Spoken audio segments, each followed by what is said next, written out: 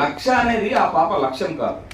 లక్షలాది పిల్లల మెదళ్లలో కొన్ని మంచి విత్తనాలు నాటితే గనక ఆ పిల్లలు కూడా నాలాగా కొంత చేయగలిగినా కూడా ఈ భూమి, ఈ పుడమి తల్లి ఎంత పచ్చగా, ఎంత సంతోషంగా ఉంటుంది కదా అనేటువంటి ఒక ఆశయంగా తీసుకుంది.